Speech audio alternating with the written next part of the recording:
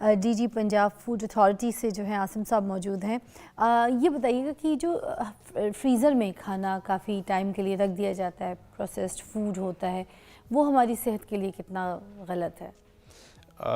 इसमें दो इश्यूज़ हैं। एक तो ये है कि जब हम फ्रीज़र में कोई भी चीज़ रखते हैं तो उसकी क्रॉस कंटेमिनेशन नहीं होनी चाहिए, यानी कि गोश्त के साथ डेयरी प्रोडक्ट्स को नहीं रखना चाहिए, क्योंकि उनकी आपस में क्रॉस कंटेमिनेशन से जो ओवरऑल उसकी क्या कह सकते हैं कि ग़िज़ाइयत है वो अफेक्ट होती है, एक चीज़।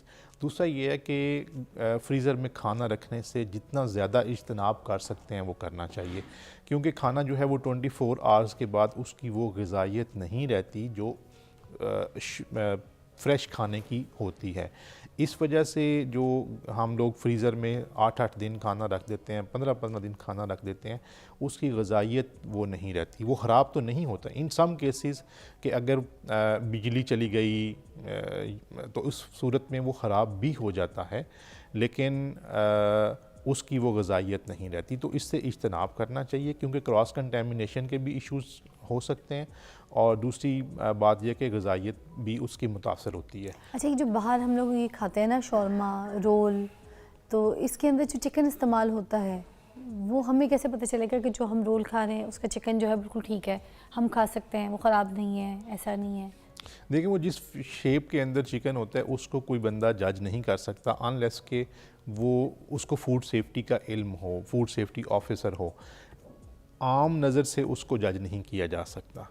तो उसमें जो है ना वो एहतियात यही है कि जितनी भी जंक आइटम्स हैं उनसे परहेज़ करें। मैं आपकी वसातत से तमाम मदर्स से ये गुजारिश करूँगा कि बच्चों को ख़ुद घर में चीज़ें बना के खिलाएं।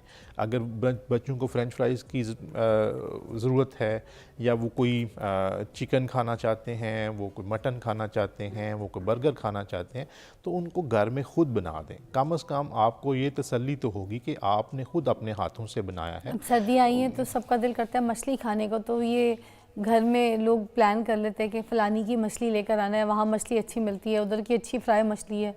तो ये आपको पता है तेल किस किस्म के होते हैं? देखिए, हम इसकी रेगुलर इंस्पेक्शंस करते रहते हैं। हम पिछले 2 माह से, जब से मछली का सीज़न आया, सर्दियों का सीज़न आया, तो हम रूटीन से तमाम मछली पॉइंट्स की, तमाम मछली के फ्राइंग यूनिट्स की जो है वो इंस्पेक्शंस कर रहे होते हैं। हम उनके किचन को भी देखते हैं, उनके स्टोरिंग प्लेस को भी देखते हैं, उनके जो ऑयल जिसमें फ्राई कर रहे हैं उस सब को देख रहे होते हैं।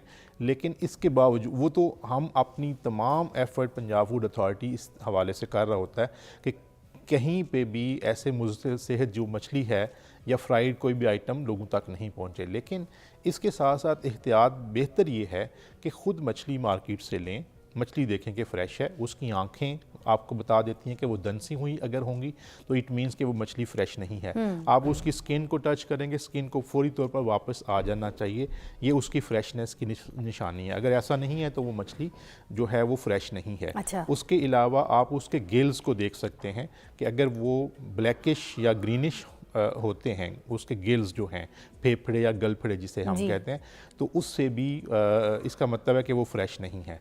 तो आप अपने सामने मछली लेके आएँ, उसको घर में अपनी तसल्ली के साथ अपनी ज़रूरत का जो मिर्च मसाला आपने स्पाइसेस ऐड करनी है वो करने के बाद करेंगे तो आपको वो ज़्यादा टेस्ट की जो है वो लगेगी। तो इस वजह से गुजारिश ये है कि इशू तो कोई नहीं है कि हम फूड सेफ्टी के तमाम पैरामीटर्स को जज कर रहे होते हैं। दूध जलेबी पे भी बात कर लेते हैं। सर्दियों में बड़ी ज़्यादा लाइनें लगी होती हैं दूध वालों की दुकान के बाहर।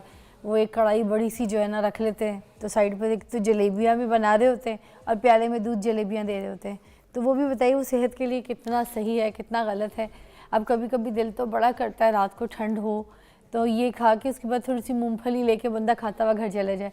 तो is that okay to have? ये सही है दूध में काढ़ के, और ये पतीले, ये चीज़ें, ये सब साफ़ होती हैं जहाँ पे हम ये बनवा के खा रहे होते हैं सब दूध जलेबी? देखिए, मैं अर्ज़ करता हूँ कि पंजाब फूड अथॉरिटी की जो फूड सेफ्टी टीम्स हैं उनका काम ही यही है कि जितना भी फूड मार्केट में है उस सब की इंस्पेक्शन करना और इंश्योर करना कि वो फूड सेफ्टी के पैरामीटर्स के ऊपर पूरा उतर रहा है। सर्दियों के सीज़न में ऑफ कोर्स के दूध जलेबी को जो है लोग पसंद करते हैं, खानी भी चाहिए। मैं ये नहीं कहता कि मार्केट को आप बिल्कुल छोड़ दें। अच्छा, मार्केट में भी जो अच्छी चीज़ें अवेलेबल हैं उनको खाएं। अगर कोई चीज़ फ्रेश नहीं है तो 1223 जो हमारा टोल फ्री नंबर है उसके ऊपर हाँ आप हमें इतला कर सकते हैं। कहीं पे अगर कोई अडल्ट्रेशन का काम कर रहे हैं 1223 तो अडल्ट्रेशन के हवाले से कोई कहीं पे आपको इशू नज़र आता है, कहीं पे अनहाइजेनिक फूड नज़र आता है तो 1223 सर पे आप कितनी देर इत्तला में कर पहुंच सकते हैं। जाती है आपकी इंस्पेक्शन टीम जो है? हमारी इंस्पेक्शन टीम्स जो हैं वो 1 आवर में भी पहुंच जाती हैं, 2 आवर्स में भी, लेकिन 24 आवर्स के दौरान हमने कंप्लेंट्स को एड्रेस करना होता है। Thank you so much Asim साहब, बहुत बहुत शुक्रिया, बड़ा गाइड किया आपने, बड़े समझाने की हमें कोशिश की है कि हम जो ये बाहर के और ये प्रोसेस्ड फूड जो खाते हैं ये हमारी सेहत के लिए कितना ख़तरनाक है।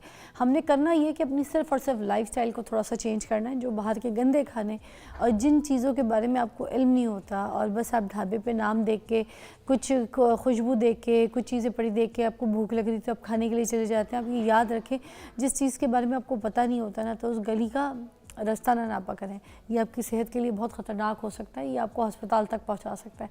आपकी सेहत जो है वो हज़ार नेमत है, अपना बहुत ख्याल रखें।